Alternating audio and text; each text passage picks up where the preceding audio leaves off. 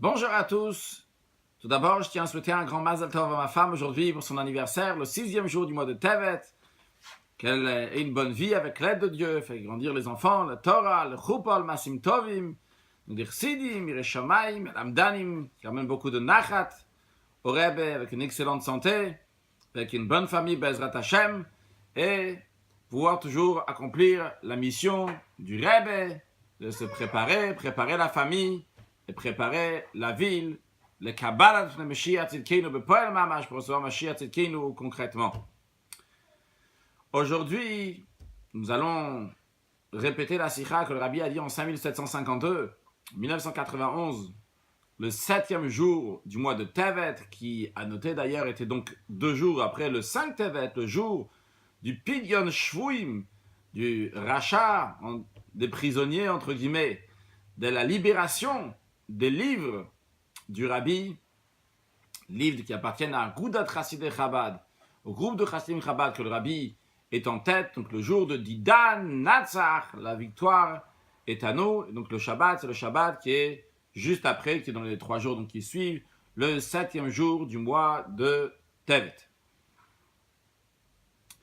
Cette sikha, le Rabbi va nous expliquer, comme je le comprends en tous les cas, la vision sur le monde, comment il faut regarder ce monde, tout en étant galout en exil, mais en même temps en étant au-delà de cet exil.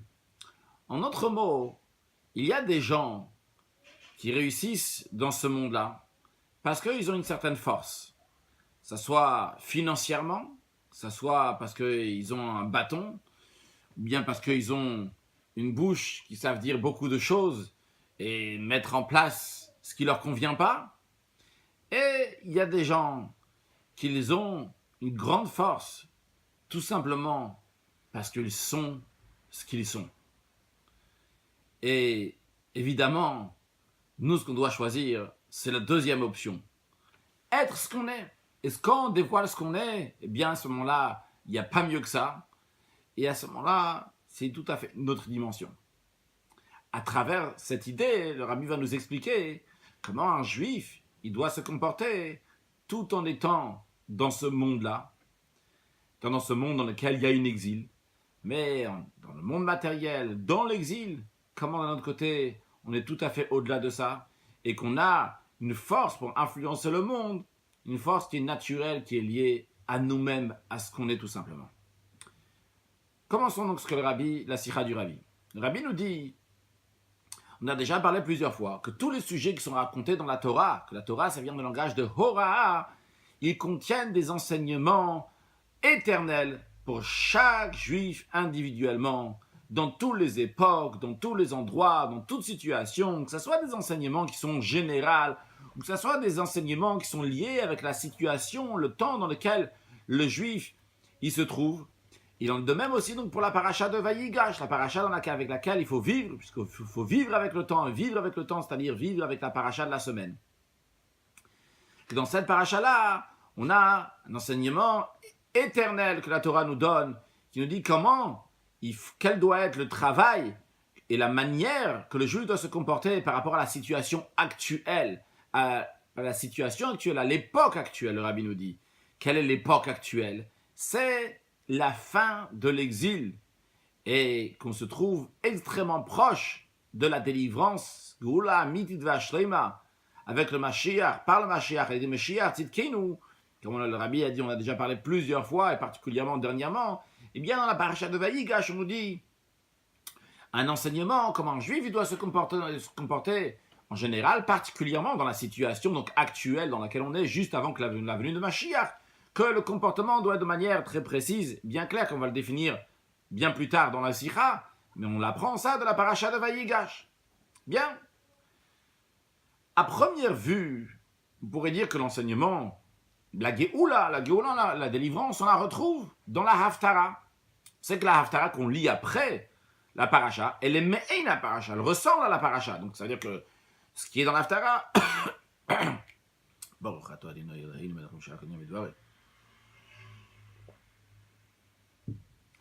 dans la Haftara, on nous parle de l'union de Yosef, du règne de Yosef avec le règne de Yehuda. Juste pour information, vous le savez sûrement, David Amelech, c'était le premier roi de la tribu de Yehuda. Après, il y a eu son fils Shlomo. Mais après Shlomo, il a commencé à avoir dans le peuple juif 2 règnes.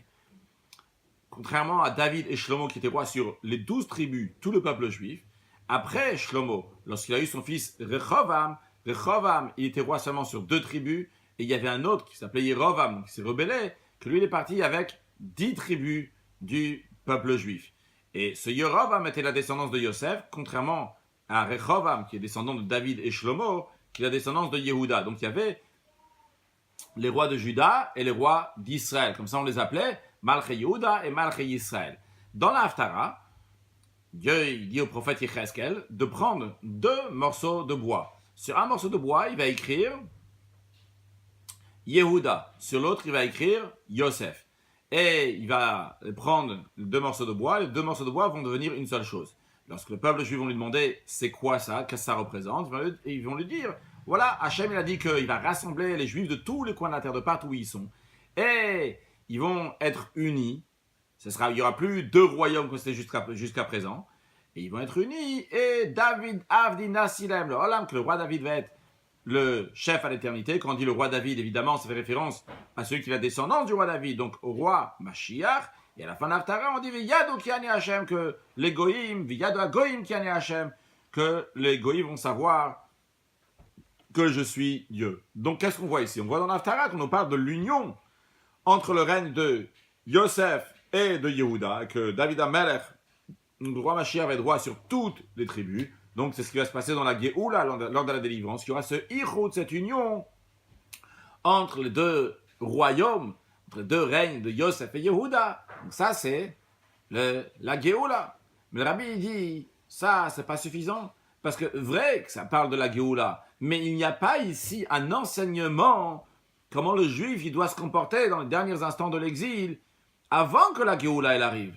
Là, on parle de la Géoula, mais c'est quoi l'enseignement concrètement dans le service du juif dans les instants qui sont avant la Géoula? Et en plus de ça, il y a besoin de comprendre ce que la Haftara elle dit, comment ça marche avec la paracha. A priori, la paracha et la Haftara ne vont pas du tout dans le même esprit. Dans la paracha, va Igash elav Yehuda.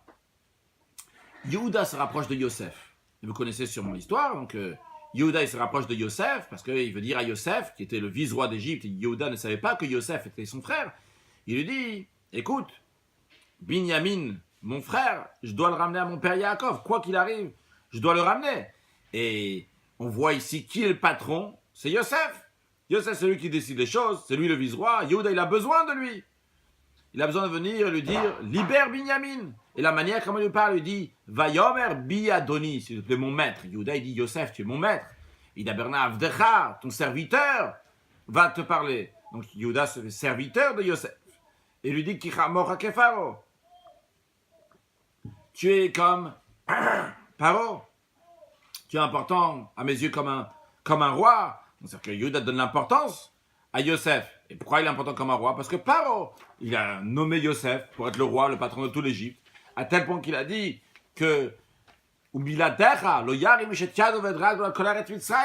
sans l'accord de Yosef, personne n'a le droit de lever la main et le pied en Égypte. Et Paro, c'était pas n'importe qui. Paro, il était Moshe Bekipa, quelqu'un qui dominait le monde entier.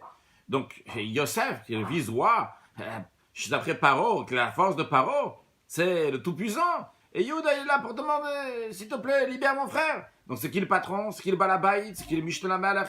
C'est qui le vice-roi, le patron? C'est Yosef. Yehuda, il est tout à fait secondaire. Par contre, dans l'Haftara, c'est exactement l'inverse. Dans les temps futurs, on nous dit que bien que le prophète Yecheskel va prendre 2 bois, le bois de Yosef et de Yehuda, mais finalement, une fois que les 2 ils vont être ensemble, qu'est-ce qui va se passer? Melech echad yeh lekulam, il y aura un seul roi pour tout le monde. C'est qui c'est un seul roi? Avdi David. David qui est la tribu de Yehuda, il va être Melech Alem, va être roi. Avec David Avdi Nasilaim le Olam, que le roi David, mon serviteur, va être leur chef à l'éternité. Donc dans l'Haftara, on dit comment Yehuda va être le patron et que Yehuda va être le chef. D'un côté, dans la paracha, c'est Yosef qui est le chef. Une question, c'est la deuxième question. La première question, c'est quoi l'enseignement dans les derniers instants juste avant la galoute? Et deuxièmement, Deuxième question, c'est contradictoire. La Haftara, l'idée de la Haftara et la paracha. Troisième question, le Rabbi dit, pour comprendre cela, voyons encore une chose. Il est écrit dans le Sefer Yetzira, un livre qu'Avraham Avinu a écrit. Il y a écrit que Nautz Sofan B'Trilatan B'Trilatan B'Sofan, que c'est lié la fin au début et le début à la fin. Donc en ce qui nous concerne, le début de la paracha est lié avec la fin de la paracha avec le début de la paracha. Mais si on regarde la fin de la paracha, le début de la paracha, a priori, ça ne correspond pas du tout. À la fin de la paracha, il y a écrit un verset formidable. Il y a écrit Vayeshav Israël Be'eretz Mitzrayim, Be'eretz Goshen, que les Juifs sont installés en terre d'Égypte, en terre de Goshen, Vaye'achazuba, ils ont acquis cette terre, ils l'ont saisie, Vayefu, Vayirbu Me'od, ils sont fructifiés, se multipliés beaucoup. Extraordinaire. Les Juifs sont là-bas, avec Yaakov, ça montre la fermeté des Juifs qui sont là-bas. Ils sont en Égypte, ils sont sous la domination de Paro, roi d'Égypte. Mais tout en étant là-bas, Paro dit tout colère et Mitzrayim, le meilleur de l'Égypte, il est pour vous. Et d'après Paro, il donne l'ordre, il dit donnez-leur même Metava Haaretz, donnez-leur le meilleur de la terre. Et ils s'installent là-bas, et ils se fructifient Me'od, beaucoup. Ça, c'est la fin de la paracha, formidable, extraordinaire, le Tokef de Yaakov, la force de Yaakov. Tandis qu'au début de la paracha, Vaïgash alav Yehuda, Yehuda il est là, il supplie Yosef, il dit s'il te plaît, laisse, on a besoin de Binyamin, il faut avoir Binyamin. Souligne que c'est qui le patron sur l'Égypte? C'est pas du tout Yehuda. Yehuda et les Juifs et ses frères, sont une situation catastrophique là-bas. Matzav Yaroud, le rabbi dit donc une situation qui est basse, vu que Yosef, c'est lui le patron sur l'Égypte. Et encore une fois, c'était avant que Yosef s'est fait connaître à ses frères, lui a dit que je suis Yosef. Donc en tous les cas, ça ne correspond pas du tout avec la fin de la paracha. La fin de la paracha, les Juifs sont des chefs en Égypte. Ils vivent une bonne vie là-bas en Égypte. Il y a Achazuba, ils ont bien saisi là-bas. Et ils se fructifient, multiplient énormément. Au début de la paracha, ils viennent comme ça, ils demandent. Ils sont tout petits, ils sont rien du tout. Il ne dit pas cette expression, ils sont tout petits. Un Juif, il n'est jamais petit, mais... En tout cas, Yehuda et ses frères sont dans une situation basse. Dalet, le rabbi nous dit l'explication est la suivante. Il faut changer les lunettes. À première vue, vrai, quand Yehuda va vers Yosef, ça exprime que Yosef, il est fort. Dans la suite, on va expliquer, on va employer plusieurs fois le mot Tokef. Tokef veut dire une fermeté, une force. Donc on va le dire en hébreu directement chaque fois. Tokef. Vrai que quand Yehuda va chez Yosef, ça monte sur le Tokef de Yosef. C'est le dirigeant d'Égypte. Et Yehuda, il a besoin de lui. Mais, réfléchis un peu plus, va un peu plus loin. Regarde le comportement de Yehuda. Tu vas voir la breitkeit, la largesse d'esprit. Le comportement de Yehuda avec une telle grandeur, avec des épaules si larges. Un comportement exceptionnel. Pourquoi le comportement de Yehuda est si exceptionnel que ça? Yosef, en tant que personne qui représente Paro, il est celui qui domine tout l'Égypte. Que personne n'a le droit de lever le doigt et la main et le pied dans tout l'Égypte. Et encore une fois, Paro, c'était quelqu'un qui dominait tout le monde entier. Et Yosef, il était kamocha ke Paro, il est comme Paro. Pourtant, on voit que Yehuda, il ne savait pas que c'était Yosef son frère, n'est-ce pas? Il ne s'est pas impressionné de ça. Quand il s'agissait de libérer Binyamin, qu'est-ce qu'il a fait? Il est rentré chez Yosef. Il n'a pas demandé la permission avant de rentrer. Il est rentré là-bas. Il s'est approché de lui. Il s'est approché de lui avec un tokef. Et il parle difficilement, Yosef. Il parle méchamment. Et d'ailleurs, c'est pour ça qu'il lui dit Ali Apra, ne te mets pas en colère. J'ai quelque chose à dire. Sûrement, il y a de grandes chances que tu vas être en colère. Mais ne te mets pas en colère. Et il s'est mis en danger. Qu'est-ce que Yosef aurait pu lui faire pour son audace? Yehuda, il ne s'est pas du tout impressionné. Il est parti, il a fait ce qu'il devait faire. Si tu regardes, vu le côté de Yehuda, ça montre le Tokef de Yehuda ici. C'est pas le Tokef de Yosef ici qu'on voit. C'est le Tokef de Yehuda. Comment Yehuda? Vrai! Yosef, il a besoin de quelque chose. Il a besoin de quelque chose de Yosef. Mais c'est lui le patron. C'est lui, il rentre chez Yosef. Il va utiliser Yosef pour délivrer son frère. Mais il a bien les idées claires. Ce que lui doit faire, c'est la libération de son frère Binyamin, quoi qu'il arrive. Avec tout ce tokef. C'est sur cela, le rabbi nous dit, on comprend maintenant les deux dernières questions que nous avons vues. Quel rapport entre Vayigash et la Yehuda avec la fin de la paracha? Le lien, il est clair.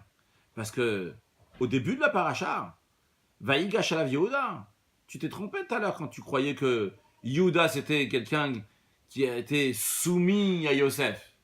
Ça, c'est une manière de voir. Yosef, il a les moyens. Mais oublie maintenant les moyens de Yosef. Regarde maintenant le Tokef de Yehuda. Et même si tu n'oublies pas le Tokef de Yosef. Mais regarde le comportement de Yehuda. Il est beaucoup plus fort que ce que Yosef il a entre les mains. Et ça, c'est la même chose. Qu'à la fin de la paracha, la terre d'Égypte, ils sont fructifiés, multipliés. Ça, c'est lié. Les Juifs, en effet, au début de la paracha, il y a une breitkeit, une grande largesse. À la fin de la paracha, il y a aussi cette largesse. On comprend aussi le lien entre la paracha et l'Haftara. Toi, tu dis, avant, dans notre question, on disait que Yehuda, il a besoin de Yosef, il est soumis à Yosef. Et dans l'Haftara, on voit que Yehuda, c'est le patron. Yehuda, il est déjà le patron de la paracha de Vayigash. Il a déjà tout ce tokef, toute cette breitkeit, cette largesse. Donc, ça, c'est le David Nassi l'Olam. Ça s'exprime donc dans la force que Yehuda, il avait déjà au début de la paracha de Vayigash. Donc, ça répond aux deux dernières questions qu'on avait. Et comment c'est compatible l'Haftara avec la paracha. Et comment le début de la paracha avec la fin de la paracha. Et le Rabbi rajoute que cette force-là, que Yehuda, il a montré, lorsque Vayigash la Yehuda, il s'est montré, il est venu chez Yaakov, chez Yosef, avec toute la force, eh bien ça a donné la force après au peuple juif, qu'ils n'ont plus descendu en Égypte. Et de manière que non seulement qu'ils ne vont pas être soumis à l'Égypte, ce qui est déjà pas mal, mais ce n'est pas suffisant. La force de Yehuda, elle donne la force aux Juifs, que Vayachazuba, Vayifu, Vayibumot, qui vont se développer là-bas en Égypte. Et encore plus que ça, le comportement de Yehuda, c'est une préparation qui amène à la situation de David Avdi Nassi le Olam, quand la situation donc, de la vue de Mashiach, lorsque Yehuda va être roi du monde, comme on expliquera plus loin. Donc le Rabbi ici nous a donné une réponse que par rapport à la suite, c'est une réponse qui est générale, parce qu'on va plus approfondir sur cette réponse-là. Mais surtout, on va s'arrêter sur le fait qu'on a dit, que basé sur ce que le Rabbi a expliqué pour l'instant, que le Tokef de Yehuda, la force de Yehuda, c'est une force qui est exceptionnelle, encore plus que celle de Yosef. Alors, le Rabbi approfondit sur ça dans ses effets. Il y a besoin de plus d'explications. Vrai, Yehuda, il avait un grand Tokef. Mais ce grand Tokef de Yehuda, et ce Tokef qui avait besoin après pour aller en Égypte, donc grâce à ça, grâce au Tokef de Yehuda, les Juifs vont pouvoir aller en Égypte, et bien se développer là-bas. Ça vient de Yehuda. Mais à l'instant, ça, c'est d'après ce que Yehuda pensait que ce vice-roi qu'il avait devant lui, c'était un goy, c'était son frère. C'était pas son frère, c'était un goy, lequel il devait montrer sa force, etc.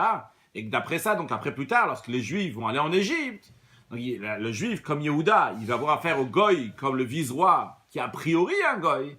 Ils vont avoir la force de Vayachazuba, Vayifu, Vayibuma, de fortement se développer en Égypte. Mais le Rabbi dit, en vérité, la vérité c'est quoi? C'était pas un goy qui avait devant Yehuda, c'était Yosef, c'est son frère.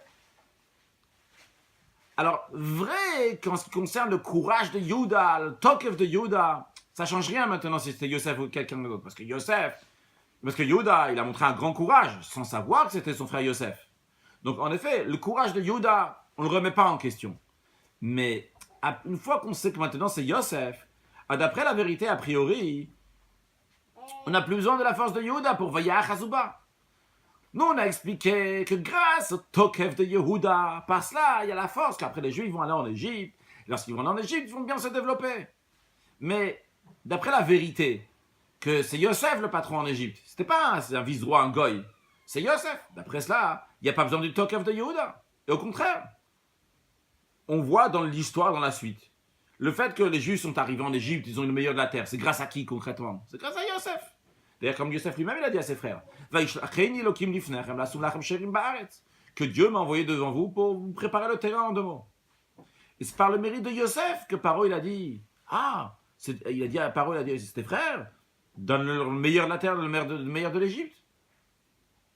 Et de manière qu'après, donc a priori, le fait que les Juifs sont bien développés en Égypte, c'est pas lié avec Yehuda, c'est lié avec Yosef. Ça, le page tout le sens simple. Ça, c'est une chose à comprendre. Encore une chose, Rabbi, il faut aussi comprendre en ce qui concerne ce qu'on a dit sur l'Haftara. Le Tokef de Yehuda, d'après ce qu'on découvre après, une fois qu'on découvre que Yosef c'était le frère de Yehuda, c'était pas juste un goy, il s'avère que le Tokef de Yehuda, il était juste un certain moment, le moment avant que Yosef se dévoile, ils disent « Je suis votre frère ». Alors, si le Tokef de Yehuda était juste pour un moment, au début de la paracha de Vaïgash, comment s'est passée l'histoire avant que Yosef se dévoile, alors comment c'est compatible avec l'Haftara que David Avdi Nasilam le Olam, que Mashiach va venir, que David Yehuda va avoir le Tokef, va avoir la fermeté, la force, le pouvoir, le roi à l'éternité. Et a priori, comme on a dit avant, que Adrab, au contraire, puisque Yosef, c'est lui le patron d'Égypte, alors c'est le contraire de l'Haftara, dans lequel on parle que Yehuda il va être plus haut que Yosef. Donc c'est pas compatible du tout avec l'Haftara. En autre mot, si on regarde la vérité, le concret, pas ce que Yehuda pensait, mais les choses concrètement, Yosef, c'est lui le patron de l'Égypte. Donc Yosef, lui, il explique, c'est lui qui va exprimer le Tokef des Bnei Israël, le Tokef des Juifs quand ils sont en Égypte. Pourquoi on n'a pas besoin du Tokef de Yehuda? Donc ça, c'est les deux questions que le Rabbi demande sur les explications qu'on avait données avant. Donc aussi bien la question sur la réponse qu'on a donnée qu'à la fin de la paracha, les Juifs, ils ont envoyé Achazouba, ils ont un bon développement en Égypte. Pourquoi? Parce qu'il y a Yehuda qui était fort au début de la paracha. Le Rabbi dit a priori, la force de Yosef est tout à fait suffisante. Et ça, c'est la vraie force des Juifs. Comme ça aussi, ils ont reçu la terre grâce à Yosef. La terre d'Égypte, grâce à Yosef. De même, ce qui concerne l'Haftara. Yehuda, il sera plus fort. Mais le Rabbi demande. Tu m'as dit Yehuda au début de la paracha, il est fort. Mais il était fort juste au début de la paracha. Après, dans la suite, il s'avère qu'en vérité, c'est Yosef qui gère tout. C'est lui qui donne le Tokef au Bnei Israël, la force au Bnei Israël. Et l'Haftara, c'est Yehuda qui a la force sur le Bnei Israël. Donc, a priori, c'est pas compatible l'Haftara avec la paracha. Mais, vu que toutes les choses dans la Torah, même un kasakadatar, c'est même quelque chose qui monte à l'esprit dans la Torah, c'est aussi quelque chose qui est vrai dans la Torah. Oui, qu'on apprend quelque chose dans la Torah qui n'est pas la conclusion. Par exemple, tu apprends une page de Talmud dans laquelle tu apprends quelque chose, mais ce n'est pas la conclusion. La loi va être tranchée différemment. Ça aussi, c'est de la Torah. Donc même un kasakadatar dans la Torah, quelque chose qui monte à l'esprit dans la Torah, c'est aussi partie de la Torah. En plus, ici, avec Yehuda, ce n'est pas juste un kasakadatar. Yehuda, il sait concrètement une histoire qui s'est faite. Yehuda, il est parti voir Yosef. Et il est parti avec un grand Tokef. Alors le Rabbi dit, vu qu'il y a ça dans la paracha, que Yehuda est parti avec ce Tokef-là, et ce Tokef-là, on en parle de ce Tokef, il faut dire que le Tokef de Yehuda, il a un ridouche, il a un plus, il a une particularité, il a une nouveauté, même par rapport au Tokef de Yosef. Vrai, Yosef, il a un Tokef, mais Yehuda aussi, il a un Tokef. Et le Tokef de Yehuda, et uniquement grâce au Tokef de Yehuda, par cela, il peut y avoir le Vaïe Achazouba, que les Juifs vont saisir la terre d'Égypte. Et que par ce Tokef de Yehuda, par ce Vaïgash alav Yehuda, parce que Yehuda se rapproche de Yosef, par cela, il peut y avoir après, arriver à la situation, David Avdi Nasilam le Olam, que David va être le roi du peuple juif, le roi Mashiach, dans les temps futurs lorsque Mashiach va venir. D'ailleurs, pour soutenir cette idée que Yehuda, son Tokef, c'est lui qui fait que les Juifs vont bien pouvoir s'installer en Égypte. Le Rabbi ramène aussi le fait que Yaakov, il a dit à son fils Yehuda, il a envoyé les Horot lefanav Goshna pour préparer Goshen. Qu'est-ce que ça veut dire pour préparer Goshen? Pour lui préparer un endroit où les Horot décidaient, on va dire, comment s'installer là-bas. Si on réfléchit, Yosef, il dirigeait l'Égypte. C'est lui qui a donné le meilleur de la terre. Parce que Paro, il a dit à Yosef, donne le meilleur de la terre à tes frères, à Yaakov et tes enfants. Pourquoi il y a besoin que Yehuda il va là-bas pour préparer le terrain et décider où est-ce qu'ils vont s'installer? Ça, même le fait qu'on voit que Yaakov, il envoie Yehuda pour savoir où s'installer, c'est parce que le Tokef de Yehuda, il a quelque chose de particulier, une force particulière qui donne la force que le peuple juif va pouvoir bien s'installer en Égypte Ils vont bien pouvoir faire ce qu'il faut en Égypte. Alors, quelle est l'explication? Rabbi dit la chose suivante. Donc, de manière générale, après on va voir la suite. D'abord, c'est Nekudata Bio. Nekudata Bio, c'est juste le point d'explication. La force du juif dans ce monde-là, la force du juif quand il est en exil, parce qu'on lit ça avec l'Égypte, parce que on sait que tous les royaumes, les gouvernements dans lesquels les juifs se trouvent, ils sont tous appelés comme l'Égypte. Tous des galoutes. La première galoute c'était l'Égypte, mais tous aussi c'est aussi encore l'Égypte. Alors le comportement du juif dans le monde en Égypte, il peut être de deux manières. Première manière, il a un tokef en effet, mais ce tokef est uniquement en fonction des règles de la nature, en fonction du comportement dans le monde.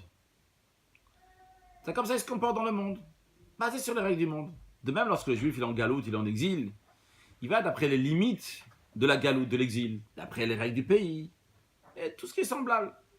Donc ça, c'est une manière. Donc il fait tout ce qu'il faut, mais il a un tokef en effet, mais son tokef est limité à l'endroit dans lequel il se trouve, à l'exil dans lequel il se trouve.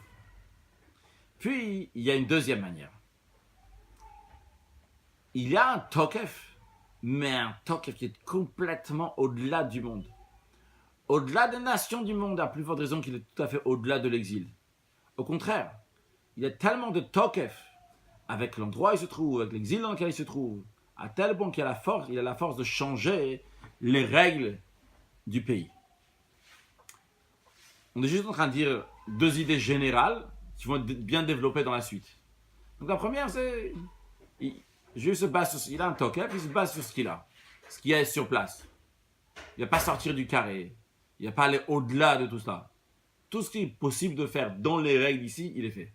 Le deuxième, il a un tokef qui est beaucoup plus fort.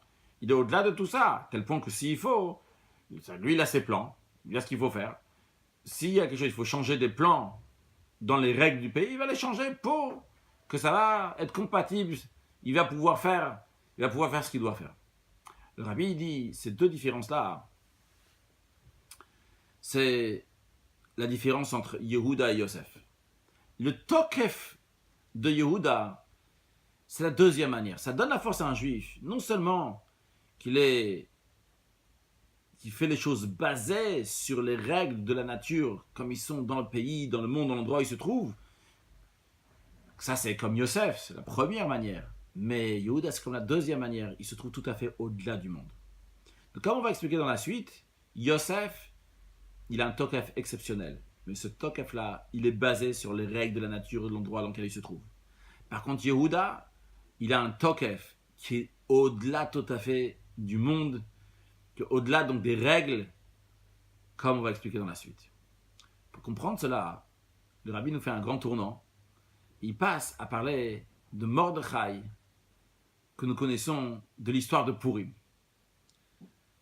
Le Rabbi, comme ça, il parle de Mordechai, en plein mois de Tevet. Justement, c'est sûrement pour nous dire que même en plein mois de Tevet, il faut avoir de la joie comme à Purim. Il faut être au-delà des règles de la nature, comme Mordechai, tout le temps, à chaque instant.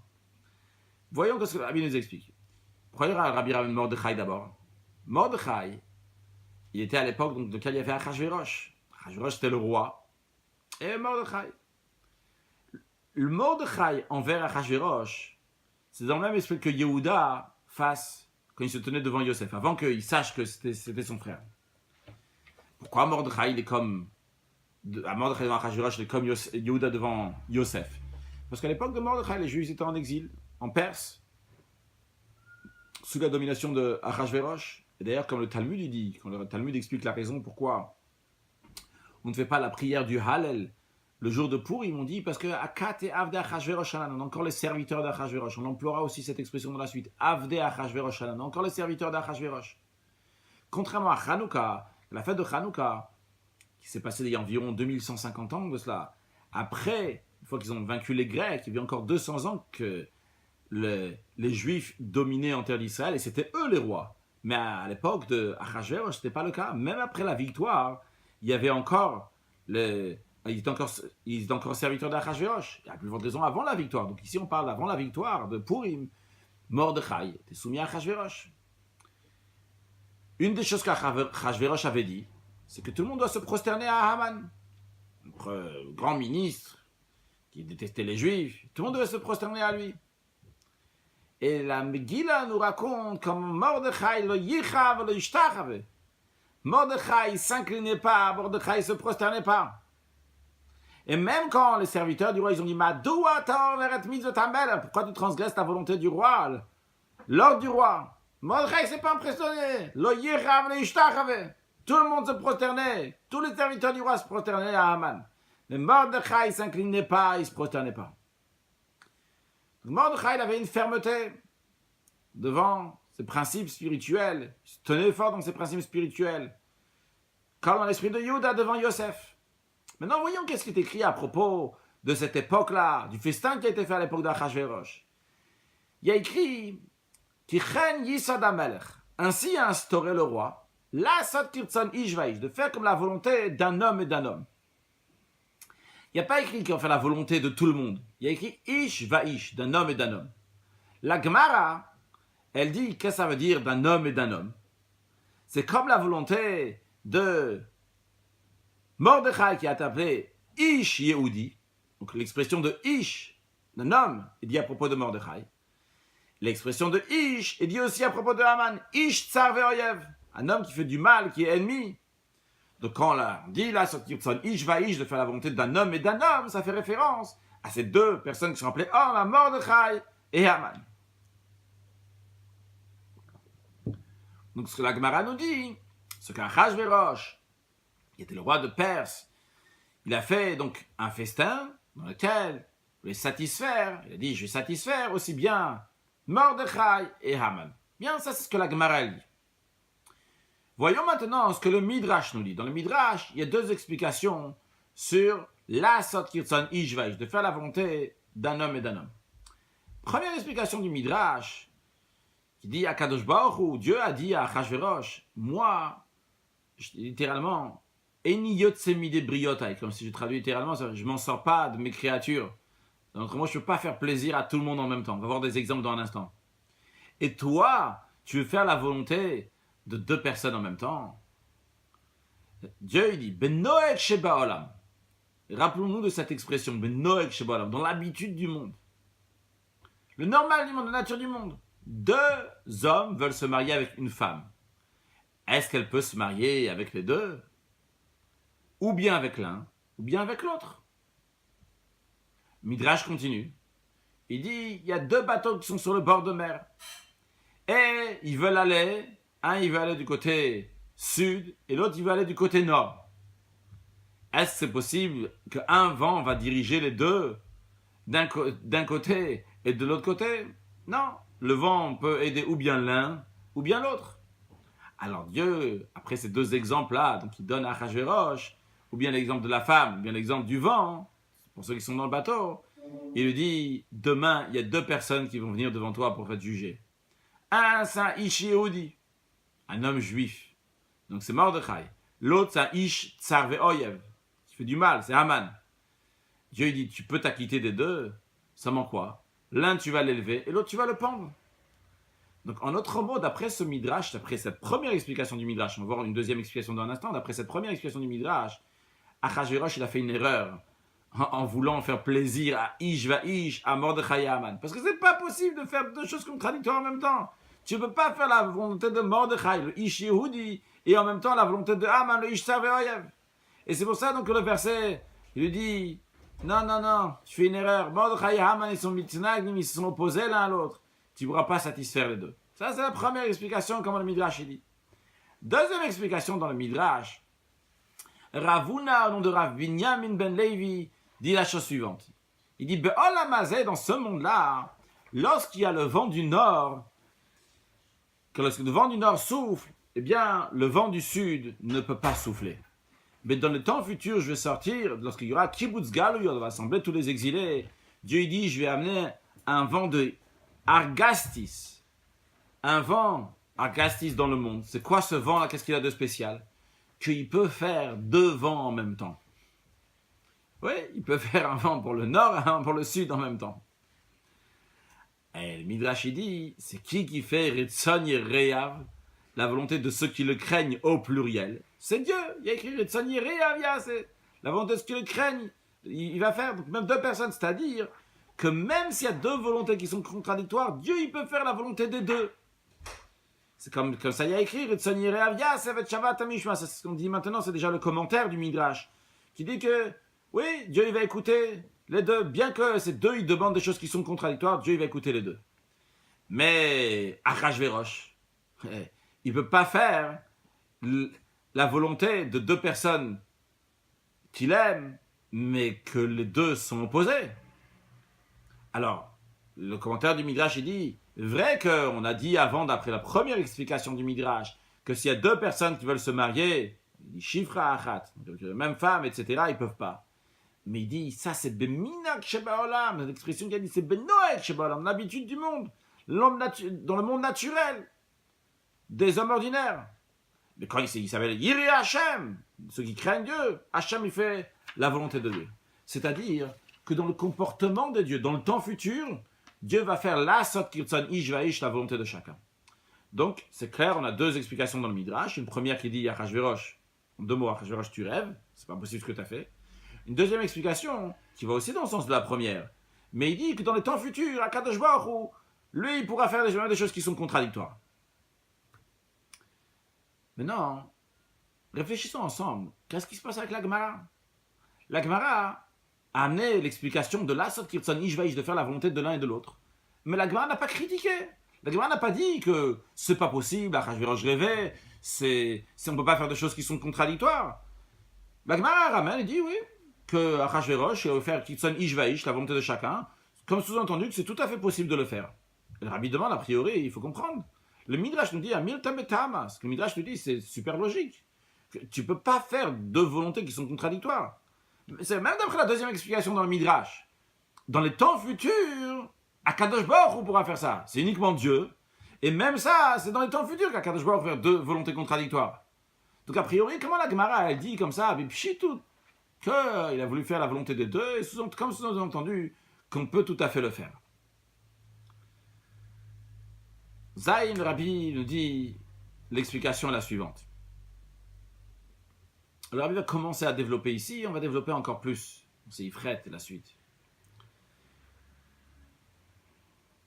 Benoek Shebaolam, la nature du monde, ça veut dire la divinité comme elle se trouve dans le monde. Évidemment, Dieu, il n'y en a qu'un seul. Mais les niveaux de divinité, il y en a plusieurs. Il y a un niveau de divinité que Dieu, il a fait habiller dans le monde.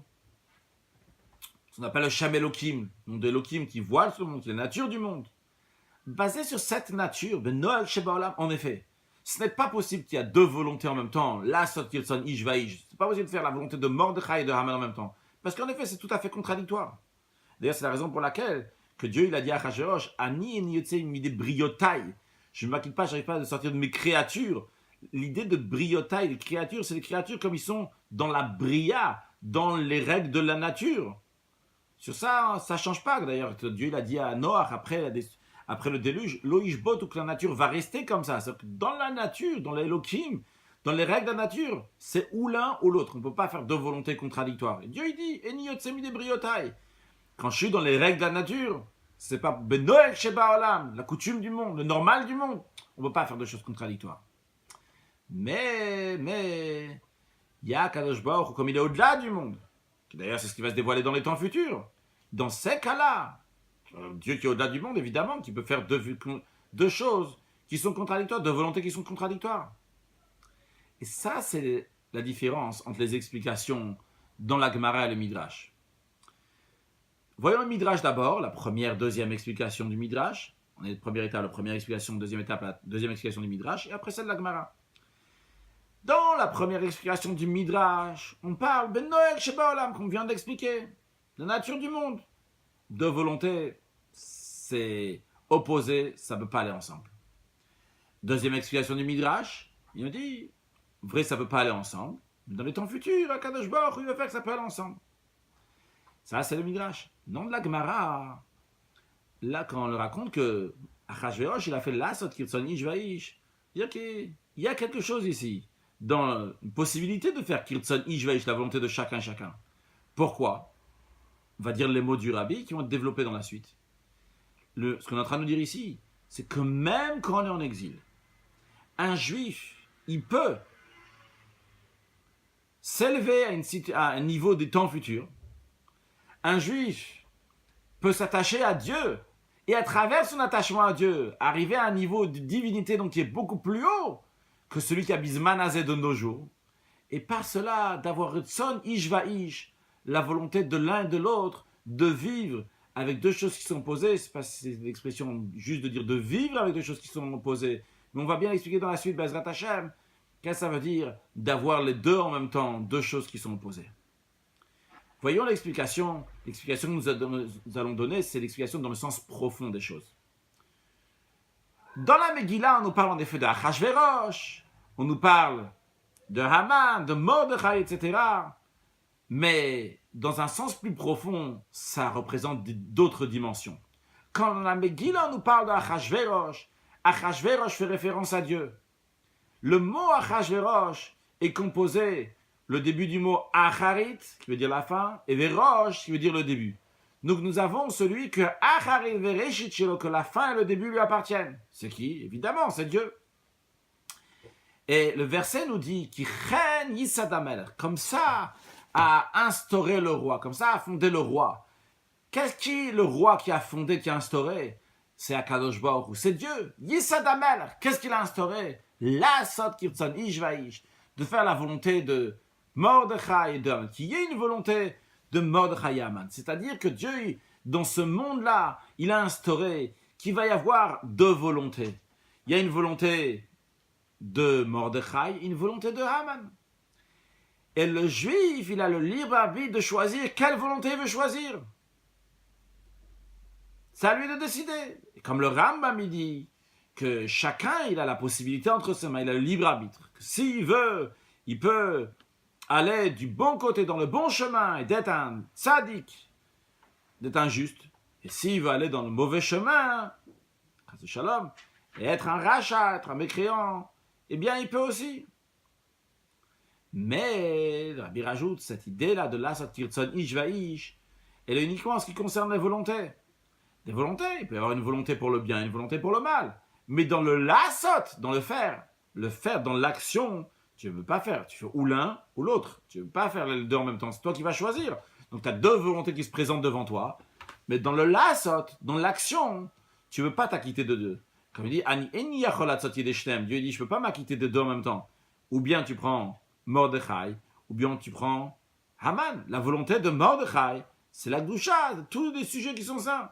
La volonté de Haman, c'est des sujets qui sont contradictoires. Donc tu ne peux pas concrétiser ces deux volontés. Ou bien tu concrétises la volonté de Mordechai, ou bien tu concrétises la volonté de Haman. Mais les deux, c'est des créatures que Yisadamer, que le roi Achashverosh, le Dieu, a fondé, qui a une volonté de Mordechai, une volonté de Haman. Donc d'après ce que le rabbi nous explique pour l'instant, on a compris donc c'est quoi le Tzon Ish Va Ish, la volonté d'un homme et d'un homme, donc ça représente sur le plan spirituel le bien ou le mal, le tzadik ou le rachat. On a compris que dans le lasot, dans l'action, tu dois choisir ou bien l'un ou bien l'autre. Mais Rabbi continue de manière plus profonde en vérité. La contradiction elle n'est pas seulement dans le lasot, la contradiction n'est pas seulement dans l'action. C'est pas juste que dans l'action tu ne peux pas faire les deux en même temps, mais encore plus que ça.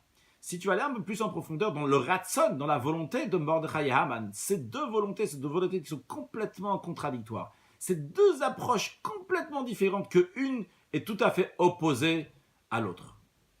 La volonté de Mordechai, c'est quoi? C'est ce comportement de Mordechai, c'est la volonté de Mordechai, c'est le comportement de lo yicha ve lo yishtachave, qui il se baisse, il ne s'incline pas, il ne se prosterne pas. Comme d'ailleurs nos sages disent, pourquoi Mordechai, il appelait Mordechai à Yehudi, Mordechai le Yehudi? Parce qu'il a nié l'idolâtrie. Et tout celui qui nie l'idolâtrie, la vodazara, c'est le mot qu'on va employer dans la suite, avodazara, littéralement un travail qui est étranger en juif, donc c'est l'idolâtrie en général. Eh bien, ceux qui nient l'idolâtrie, il appelait Yehudi, un juif.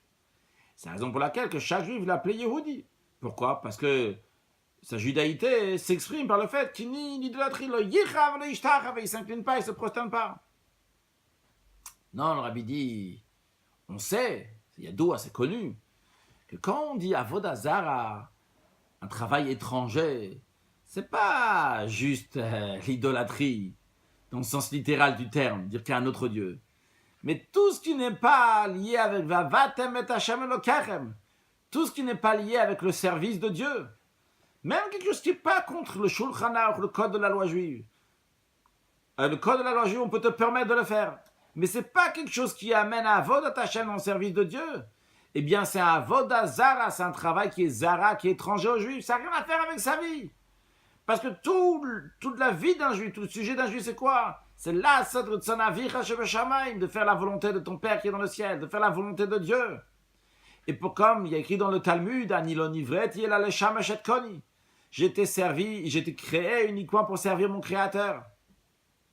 Et on est créé à chaque instant, Dieu nous crée. Donc c'est qu'à chaque instant de notre vie, on est là pour servir notre Créateur. Et quand on me dit que toutes tes actions vont être pour Dieu, les Shem Shamaim, dans tous tes chemins connaît Dieu. On souligne bien ici, tout. Ça doit tout prendre. Et à tel point que quand on dit toutes tes actions, c'est pas tes actions, dans le sens tes mains, tes pieds qui sont en train de faire que eux, ils vont être entièrement les Shem Shamaim. Mais il faut que le mas, c'est l'objet sur lequel on fait la mitzvah, lui aussi va être entièrement pris par cette volonté de Dieu, par le service de Dieu. Parce que s'il y a une chose, la moindre chose même qui n'est pas rattachée, qui n'est pas liée avec Hachem, c'est une avodah zara, c'est quelque chose qui est étranger aux Juifs. C'est le contraire de la raison pourquoi il a été créé. Et jusqu'à la perfection de ça, la perfection, ma serra, que tes actions ne vont pas être seulement les Shem Shamaim pour servir Dieu, mais que dans ma serra, dans Drachecha même, dans tes actions, dans tes chemins, on va trouver Da'eh, où on va retrouver Dieu. Et encore plus que ça devient Shamaim, pas juste les Shem Shamaim, pour Dieu. Ça devient Shamaim, c'est-à-dire ici, quelque chose qui est spirituel et de saint. Comme d'ailleurs, c'est le cas, lorsqu'on mange, on boit le jour du Shabbat. Tu n'es pas en train de manger, boire pour quelque chose d'autre. Ça même, le fait de... c'est pour servir Dieu après. Quand tu manges et tu bois Shabbat, ça même, c'est une mitzvah. C'est la mitzvah de Onek Shabbat, le plaisir de Shabbat. Et ça, ce qu'on vient d'expliquer, c'est la volonté de Mordechai. Mordechai laisse place à rien, strictement rien, qui n'est pas pour le service de Dieu. Tout ce qui est étranger au service de Dieu, c'est Avodah Zara. Et Mordechai ne va pas s'incliner, ne va pas se prosterner à quoi que ce soit qui est étranger. Même si c'est permis d'après le Shulchan Aruch, le code de la loi, il ne le fera pas, c'est étranger. Ça, c'est la volonté de Mordechai. Bon, voyons maintenant c'est quoi la volonté de Haman.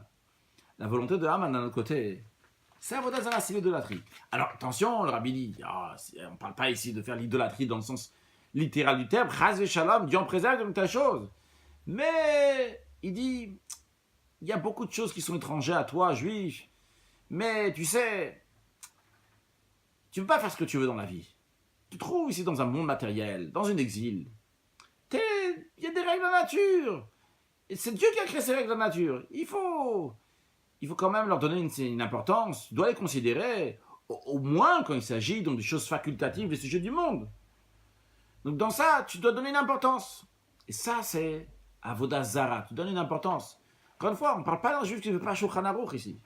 Ici, on parle d'un juif qui fait tout ce qu'il faut d'après Shulchan Aruch. Mais il dit, Haman lui dit, écoute, il faut donner une importance à ce monde-là. C'est vrai, c'est zar, c'est étranger, mais tu n'as pas le choix. Tu es dans un monde. Tu es dans un exil, il faut ouvrir les yeux, voir la réalité des choses. Tu dois donner l'importance à tout ça. Mais ça, c'est Avodah Zara, et ça, c'est la volonté de Haman. Donc on comprend que la volonté de Mordechai, la volonté de Haman, sont complètement opposées, sont incompatibles l'un l'autre. Ils ne peuvent pas résider sous le même toit l'un et l'autre. Parce qu'un juif se trouve dans ce monde-là. Et pas juste dans ce monde-là, il est en galoute, en exil, comme on l'a dit tout à l'heure, Katav d'Achashverosh, un serviteur d'Achashverosh. Il a des limites de la nature, du monde, des règles du pays. Dina de Malchut Dina, c'est la Torah qui dit que les règles du gouvernement sont des règles, bien sûr, quand ils ne contredisent pas la Torah, de même en ce qui concerne les coutumes du pays, s'ils ne contredisent pas la Torah et mitzvot. Et ces règles-là l'obligent, encore une fois, la volonté de Dieu, la volonté de la Torah, avec l'accord de la Torah, de se comporter d'une certaine manière.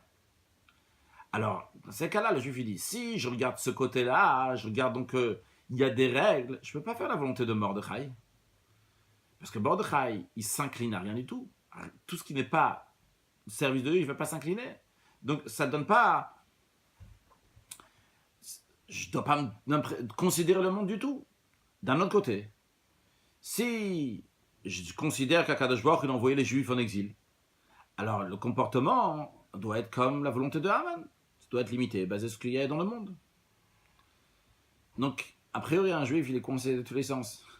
Il dit, ou bien, je suis Mordechai, mais le monde n'existe pas, c'est pas possible, je suis dans un monde avec des règles, etc. Ou bien, je suis Haman, parce que il y a des règles dans ce monde-là, mais dans ce cas-là, je ne fais pas la volonté de Mordechai. Le rabbi dit quand même, le chidouche c'est quoi? Le chidouche, il est que si tu es lié avec Dieu, et Dieu il est tout à fait au-delà du monde, eh bien, il y a la possibilité de rattacher les opposés. C'est rattacher les opposés. Que tu te trouves dans ce monde-là, tu te trouves en exil. Et tout en étant dans ce monde en exil, le yichav, le ishtachav, tu ne t'inclines pas, tu ne te prosternes pas, tu es au-delà du monde en même temps. Comment c'est possible ces opposés? Quand tu es attaché avec Dieu, que Dieu il est au-delà de tout, tu peux le faire. On va expliquer un peu plus. Basé sur cela, on peut comprendre les paroles du Midrash. Les deux commentaires du Midrash, ils expriment deux approches du juif dans le service à Dieu dans l'exil. Vous vous rappelez tout à l'heure, on a dit qu'il y a deux approches, comment le juif il peut être en exil. On a dit que c'est celle de Yosef, une seule de Yehuda. La première, donc, c'est celle qu'il donne de l'importance aux règles du monde, etc. Donc il a un tokef, mais c'est lié avec comment c'est dans le monde. Et il y a la deuxième, Yehuda, donc qui est tout à fait au-delà du monde. Alors ça, c'est les deux commentaires dans le Midrash. Puisque Dieu il a envoyé le juif dans ce monde-là même il est en exil, et il est sous la domination d'Achashverosh Hakat et d'Achashverosh Hanan. Et ça, c'est la Torah qui dit que Dina de Malchut Dina, que les règles du pays, c'est des règles. Alors un juif, il peut penser que quand ça arrive au sujet du monde, il doit penser comme Haman. Il doit donner une importance à ce monde-là. Attention, parlons des choses qui sont liées avec Torah Mitzvot. Ce qui est lié avec Torah Mitzvot, Chaz et Shalom, le juif fait tout à la lettre. Mais lorsque ça arrive dans les sujets du monde, il dit c'est pas possible de faire plaisir à Mordechai et Haman. Comment c'est possible que je vais être dans le monde? Je suis en exil, je suis serviteur d'Achashverosh. Et lo yichav, lo ishtachav, quand je ne vais pas me soumettre au monde, je ne vais pas m'incliner à un petit quelque chose. C'est pas possible. De deux choses l'une. Si Dieu il a envoyé le juif en exil, ça veut dire que tu es limité dans le monde. Il y a des règles à la volonté de Haman. Si tu n'es pas en exil, donc tu fais la volonté de Mordechai, alors il n'y a pas Retzon Ish va Ish, il n'y a pas les deux Retzonot, il n'y a pas les deux volontés, il n'y a que Mordechai, mais il n'y a pas Haman. C'est pas possible d'avoir les deux. Et les Juifs continuent dans son raisonnement.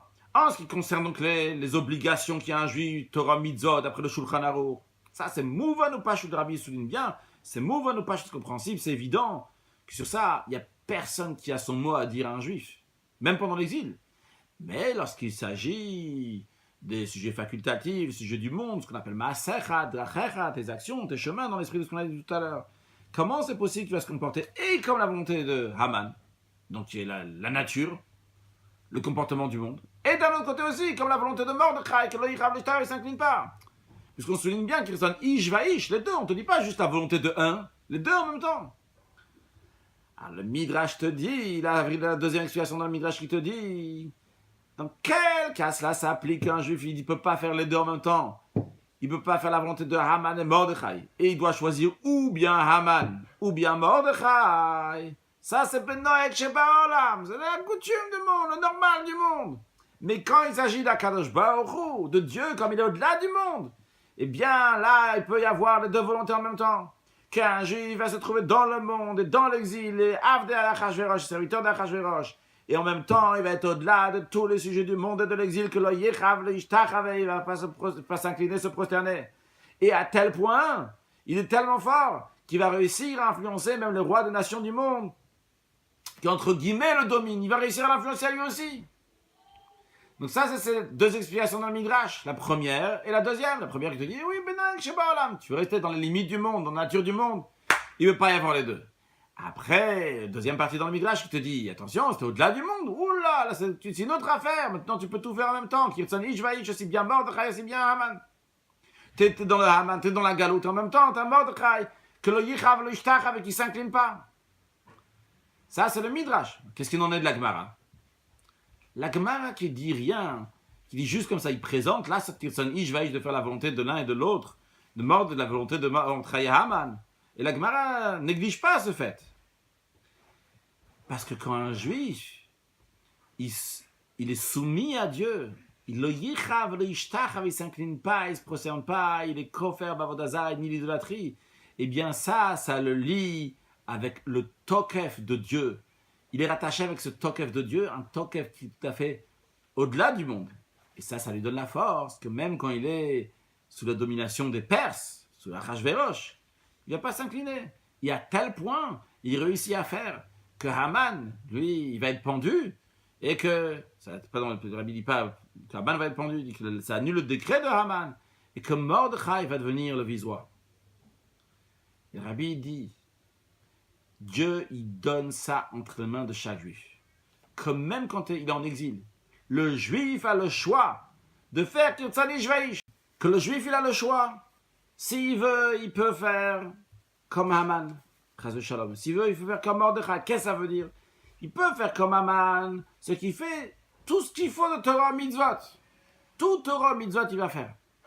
Mais il va faire en fonction des limites qu'il y a dans ce monde-là. Il est soumis aux limites du monde, coutumes du monde. Et donc, il donne l'importance à ce monde-là. Il se plie à ce monde. Il fait Avodah Zara, quelque chose, donc un travail qui est étranger. Ou bien, d'autres options, il peut faire comme Mordechai, dans toutes les choses, pas seulement en Torah Mitzvot, même dans les choses qui sont facultatives. Il est au-delà du monde, il est au-delà de l'exil. Vu qu'il est rattaché avec Akadosh Baruch, il est rattaché avec Dieu, c'est la raison pour laquelle que chez lui, il ne s'incline pas, il ne se prosterne pas dans toutes les choses qui ne sont pas le service de Dieu. Seulement quoi? Ça dépend de sa volonté. S'il veut, il peut faire comme Mordechai, tranquillement, être là au-delà du monde. Il en préserve, il décide l'autre chose, il va faire comme la volonté de Mordechai. C'est-à-dire, comme le Rabbi nous a expliqué, le Kirtzan Ishvaïch, il y a deux choses.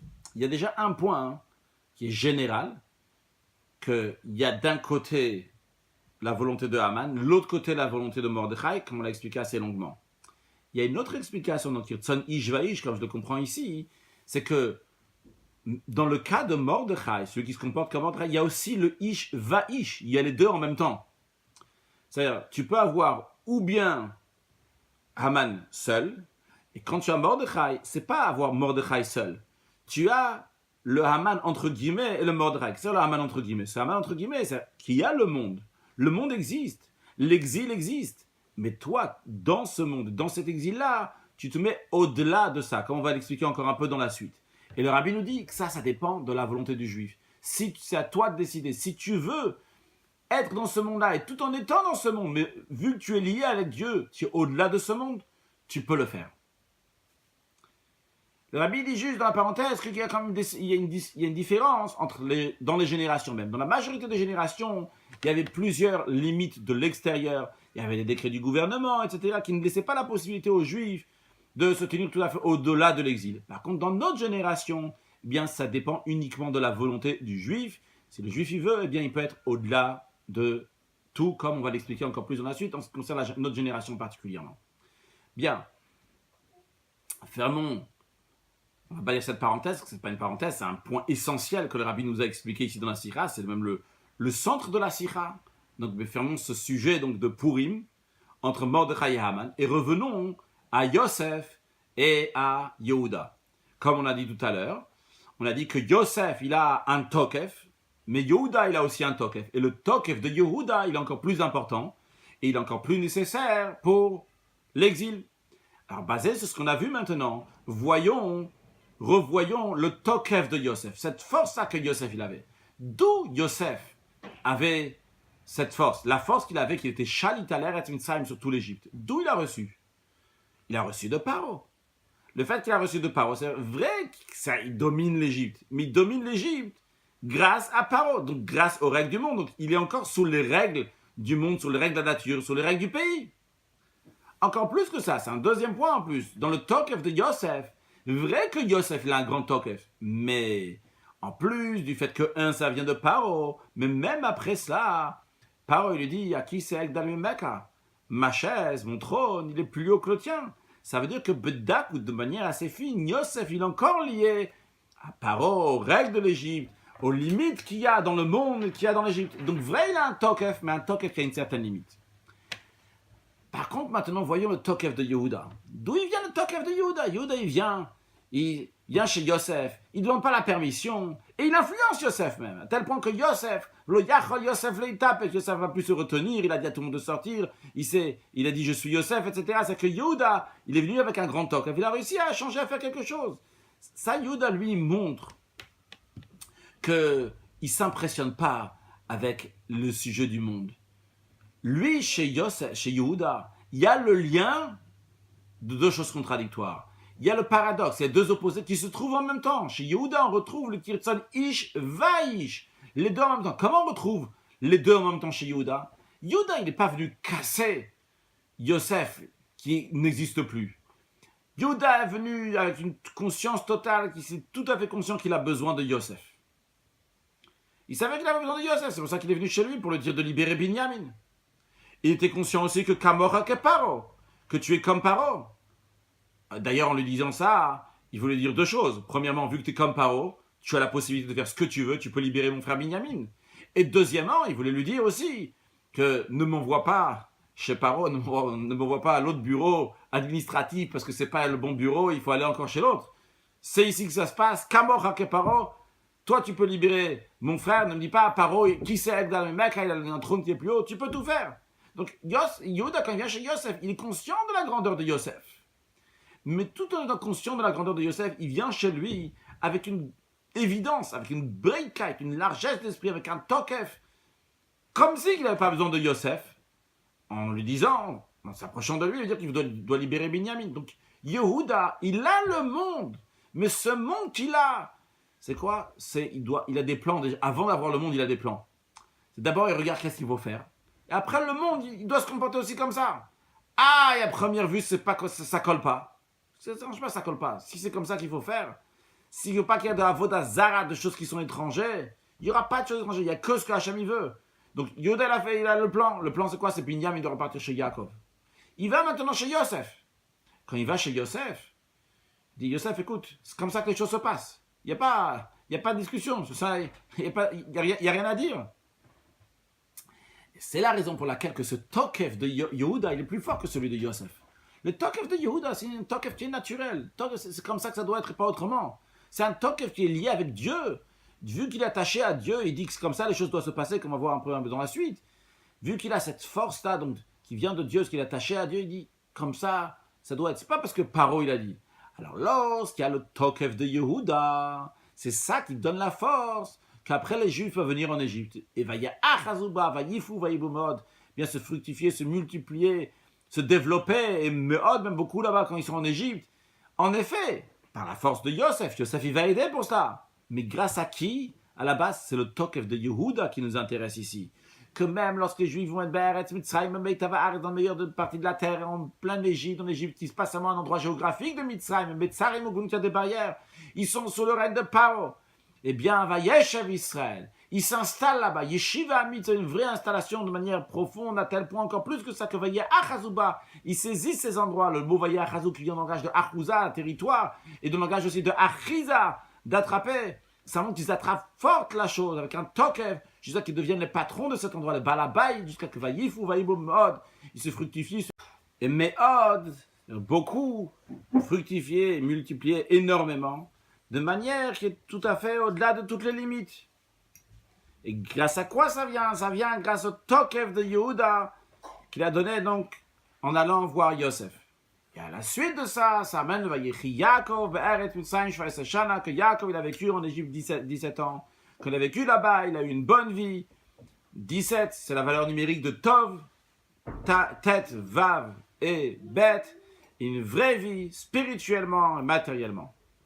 Donc on a compris la particularité de Tokef de Yehuda qui est encore plus important que le Tokef de Yosef en ce qui concerne comment les Juifs vont s'installer en Égypte et tout en étant dans le monde et dans l'exil, ils vont pouvoir rester au-delà du monde.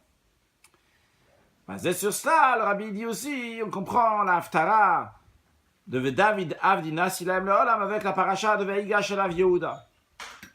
Pourquoi? Cette force-là que Yehuda il a de se rapprocher de Yosef. Donc, tout en réalisant que Yosef a son importance, et Kamora Paro, et le Paro, etc. Et quand même, Yehuda, il vient avec toute sa force voit Yosef pour lui dire quels sont les plans et comment il doit se comporter. Ça, d'où ça vient, c'est parce que Yehuda, il est lié avec Hachem, qui est au-delà du monde. Yehuda, c'est un langage de Hoda, qui veut dire un remerciement à Hachem, une soumission à Hachem. Et donc, cette soumission qu'il y a à Kadosh Baruch Hu, à Dieu, qui est au-delà du monde, un niveau de divinité qui est au-delà du monde, comme il va se dévoiler dans les temps futurs. Et ça, ce Vaïgash, ce Tokef, cette force-là de Yehuda envers Yosef, ça, c'est une préparation qui donne la force à amener la Geoula Amitit Vashlema. Quel rapport avec la Geoula Amitit Vashlema, avec la délivrance? Parce que lorsque Mashiach va venir, va se dévoiler la perfection dans le monde entier, cette force-là, comment veut David Avdi Nasilam Leolam, comment le roi Mashiach, il va être roi à l'éternité. Et c'est lié avec le Tokef de Akadosh Baruch Hu, avec donc la force de Akadosh Baruch Hu, que Dieu, il peut faire des choses qui sont contradictoires, deux volontés contradictoires, et Tsonire Aviase. De manière que ça influence aussi les nations du monde. Comme à la fin de l'Haftara, il écrit V'yado Goïm qui a Hachem, que les nations vont savoir que je suis Dieu. Et comme le Rambam dit que le roi Mashiach il va faire des guerres de Dieu, et il va vaincre toutes les nations qui sont autour, jusqu'à qu'il va faire. Parce que le prophète dit Azef Ochalam Safa Vgura Likokula Veshem Hashem ou l'ordre de Shremecha, que toutes les nations vont servir Hachem. Et comme c'est expliqué dans plusieurs endroits, que la force pour dévoiler la qualité de Yehuda, elle vient par le fait que Yehuda va voir Yosef. Quand Yehuda va voir Yosef, il est en train de prendre une force ici, une force spirituelle, pour pouvoir après dévoiler sa qualité que veut David Avdi Nasilaim Leolam. Et c'est dans le même esprit qu'on retrouve en ce qui concerne Smichat Geoula Letfila. On dit dans la prière tous les jours, le matin et le soir, on dit Baruch Ata Hashem Gaal Israël. Béni sois-tu l'Éternel qui a délivré le peuple juif. Gaal, le langage de Geoula. Et juste après, on commence l'Amida, juste après, on commence la prière. Donc c'est Geoula l'Itfila, c'est lié la Geoula, la délivrance, à la prière. Donc ça, quand Geoula à la Tfila, c'est l'idée de Yosef qui est lié avec la prière, donc qui est liée avec Yehuda. Donc sur le plan spirituel, Yehuda, dans les sphères spirituelles, il y a 10 sphères. Dans les deux dernières sphères, la dernière c'est Malchut, et celle qui est au-dessus, c'est celle de Yesod. Yehuda représente le Malchut, et Yosef représente Yesod. Donc dans le cas, Malchut, la dernière, doit recevoir la précédente de Yosef, de Yesod. Donc Yehuda doit recevoir de Yosef. Donc la Tfila qui représente Malchut, la dernière des sphères, prend de Geoula, et jusqu'à tel point que la Geoula, elle reçoit, la Geoula elle-même, ça devient Geoula Rirta, ça devient une longue Geoula, bien que la Geoula, la délivrance, est liée avec Yosef, qui est dans le Sfirat HaYesod, dans l'avant-dernière, mais la Geoula, elle se prolonge, elle va aussi dans le Malchut, de manière, le langage de la Chassidut, c'est que la Malchut elle-même, la dernière des sphères, elle devient Malach HaGoel, celle qui amène la libération. Donc ça, c'est expliqué ailleurs. Le Rabbi dit, maintenant basé sur ce qu'on a dit, expliqué avant, dans le Vaïgash Alav Yehuda, c'est souligné qu'en plus que Yehuda il est soumis pour recevoir de Yosef, pardon, en plus du fait que Yosef est soumis donc à Yehuda, parce que Yehuda il est encore plus haut son Tokef, mais ce qu'on souligne ici essentiellement, c'est pas juste que Yosef il reçoit, c'est surtout le Tokef de Yehuda, la force de Yehuda qui reçoit par Yosef, et ce qu'il a besoin, c'est uniquement de Yosef, c'est uniquement pour dévoiler son Tokef, que son Tokef va être à Shlemut, à la perfection, comme il va être dans les temps futurs. Bien, donc là, on a répondu aussi, donc la Haftara et la Paracha, comment ils correspondent l'un à l'autre dans Seif Yudal. Dans Seif Yudbet, maintenant, le Rabbi va expliquer la première question.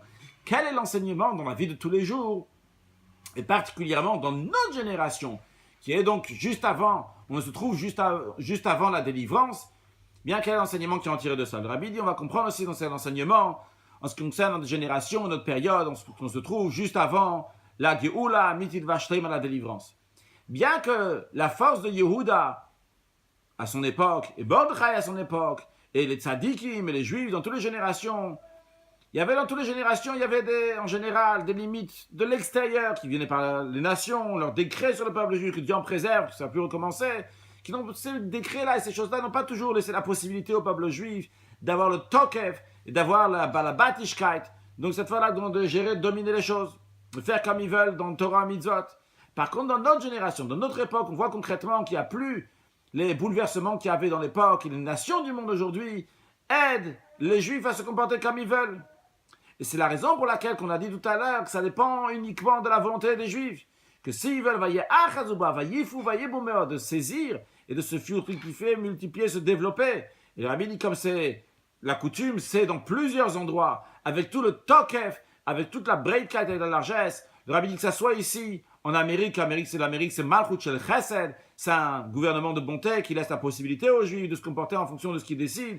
De la même manière, dans plusieurs autres pays, et dans les dernières années, on voit comment ça se développe, aussi dans plusieurs pays dans lesquels il y avait des limites, que toutes ces barrières-là s'annulent, quand on a déjà discuté plusieurs fois. Le Rabbi dit, Adraba, non seulement que les Juifs aujourd'hui sont libres de faire comme ils veulent, mais encore plus que ça, que les gouvernements des nations aident le peuple juif à faire comme ils veulent, donc bien sûr dans les sujets de Torah Mitzvot. Et en plus du fait que le juif peut faire Torah Mitzvot dans ses 4 coudées, juste chez lui à la maison, on voit dans les dernières années comment il y a de plus en plus le vaillé Achazuba de saisir, entre guillemets, acquérir l'endroit dans lequel le juif se trouve dans tous les coins du monde. Et quelle est la raison? Le Rabbi dit, puisque le monde, pas seulement les juifs, même les nations du monde, le monde aujourd'hui est un kéli, un réceptacle pour recevoir les sujets du judaïsme, les sujets de Torah, les sujets de mitzvot. Et en ce qui concerne les nations du monde, ils sont prêts à recevoir les 7 lois noachides. Le Rabbi dit, comme on a parlé, on a veillé plusieurs fois dernièrement, que d'après ce que le Rabbi précédent a annoncé, on a fini toutes les préparations à la délivrance et maintenant, il faut juste amener la Géoula, la délivrance, concrètement dans ce monde matériel de manière dévoilée aux yeux de chaque qu'on puisse le voir. Le Rabbi rajoute en parenthèse,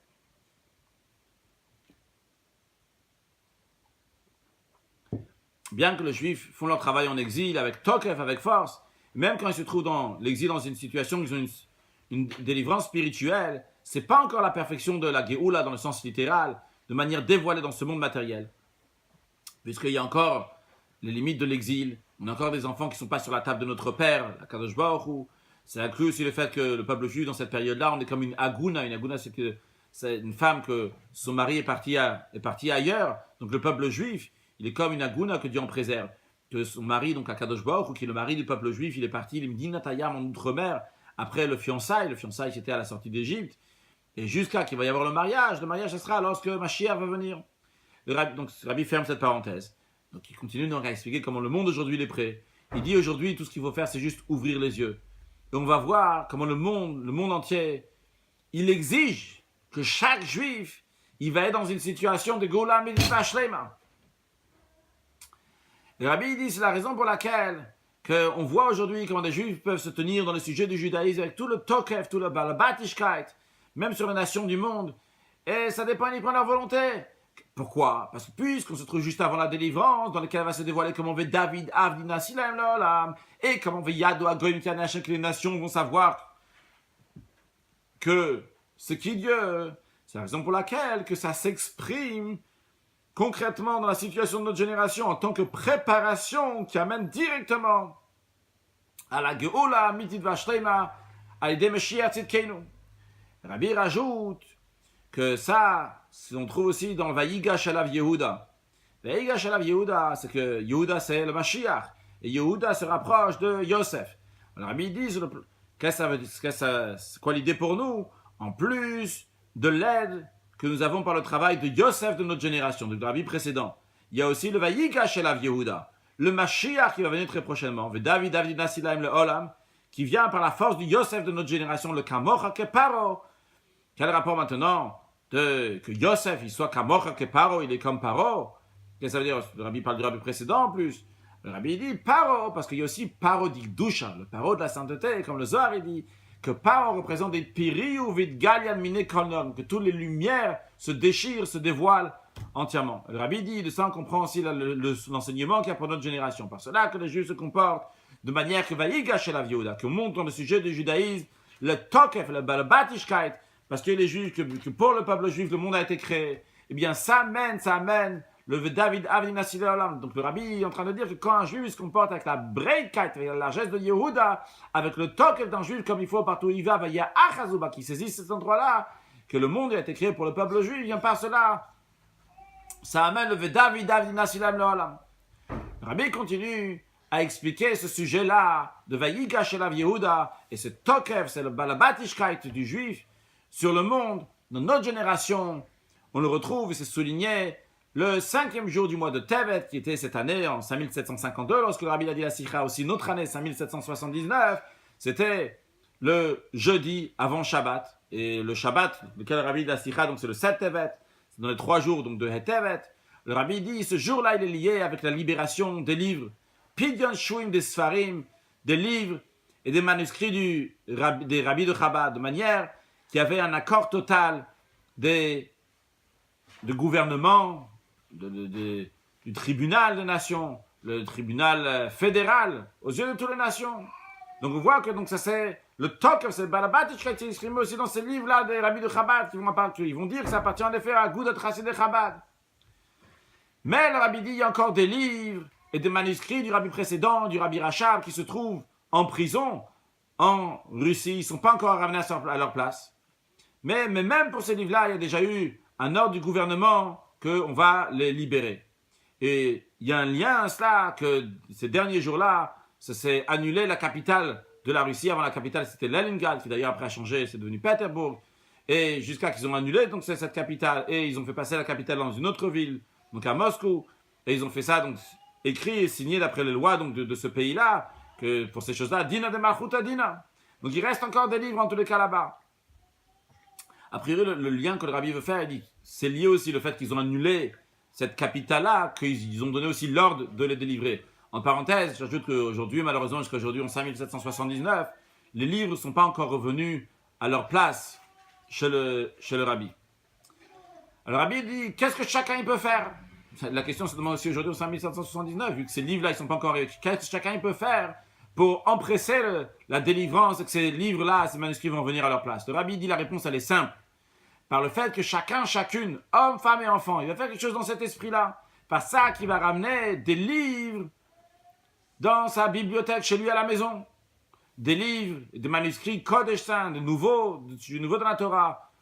Rajouté donc dans les livres qu'il avait déjà avant, dans son Beit Malé Sfarim, dans sa maison qui est remplie de livres. Le Rabbi dit aujourd'hui c'est facile, parce que chaque semaine s'impriment de nouveaux sujets dans la Torah, que ce soit qu'on réimprime des choses qui avaient déjà écrites avant, et encore Veikar essentiellement, le Rabbi dit que de nouveaux livres qui sortent. Donc c'est facile aujourd'hui d'acheter des livres, et de rajouter encore, recevoir des livres, acheter des livres. Le Rabbi souligne donc acheter le livre. Entre parenthèses, le Rabbi souligne que le Rabbi précédent a souligné qu'un livre doit coûter de l'argent, à tel point que sur certains discours, donc fascicules qu'il donnait, qu'il enseignait, il écrivait le prix, il a dit il faut écrire le prix. Et il a expliqué, parce que dans le monde, le Rabbi souligne que le monde c'est Lachon Helem Ve'ester, qui est un voile, eh bien quelque chose d'important, il vaut de l'argent. Et c'est basé sur ce que nos sages disent, qu'un médecin qui guérit gratuitement, sa guérison elle est gratuite, elle ne vaut rien. Alors, à plus forte raison, en ce qui concerne le sujet de Torah, la Torah me vit à refou, alors la Torah amène la guérison dans le monde, que aussi ça va coûter. Donc, achetez des livres. Le Rabbi dit, ceux qui s'empressent de le faire, c'est bien de prendre déjà, commencer à prendre les résolutions dans ça déjà maintenant, et le faire le plus tôt possible, ce qui inclut aussi de faire un abonnement et de payer à l'avance pour recevoir de nouveaux livres qui vont sortir. Le Rabbi dit, comme l'expression connue, pré-numératen. Dans la Sikha Bilti Muga, qui n'est pas été corrigée, le Rabbi l'explique quand il a parlé, il a dit, puis il a expliqué, puis ça veut dire, avant que le livre il est imprimé, numérat, c'est-à-dire qu'il est déjà manouille à la sefer, c'est-à-dire qu'il a déjà abonné sur le livre. C'est-à-dire que tu payes à l'avance, de manière que dès que le livre il va être imprimé, tout de suite, tu reçois le livre.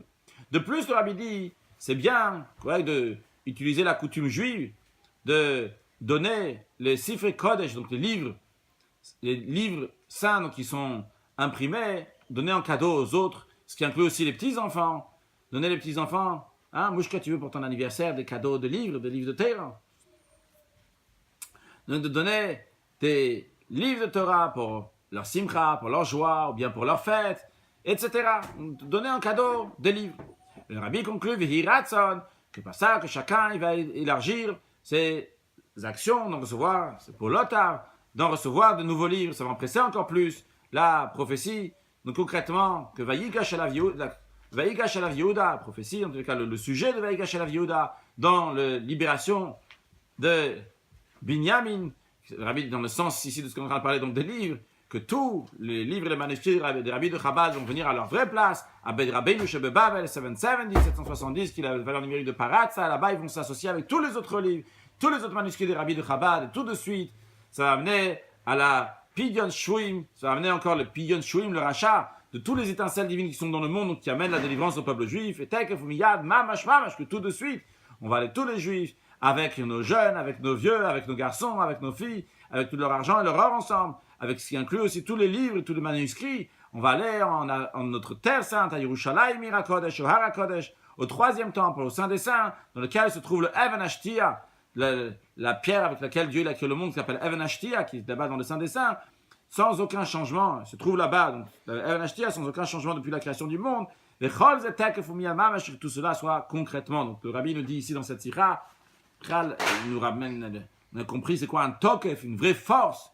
Une vraie force, c'est pas une force qui dépend de l'argent, qui dépend d'une baguette, d'un pouvoir, c'est tout simplement de ce que tu es. Ça, c'est la force de Yehuda, c'est la force particulière que chacun de nous doit dévoiler dans sa vie de famille, avec ses amis, etc.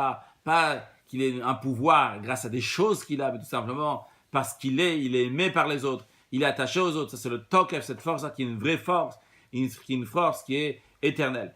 Dans cette sikha aussi, donc, le Rabbi nous dit concrètement, il nous dit donc, de se dévoiler, de se développer par ton nez avec un tokef, avec un balabatishkeit, de dévoiler donc les choses à Kadosh Baruch Hu dans le monde, ça que ça amène à Géoula, la délivrance. Le Rabbi dit donc d'acheter des livres pour ramener, pour libérer encore les autres livres qui sont là-bas en Russie, donc il faut libérer les livres qui sont en Russie, il faut acheter des livres, et aussi quand on donne des cadeaux, donner en cadeau des livres, et que Dieu fasse, que Dieu nous donne le plus grand cadeau que nous attendons tous, la venue de Mashiach Now. Excellente journée, Shabbat.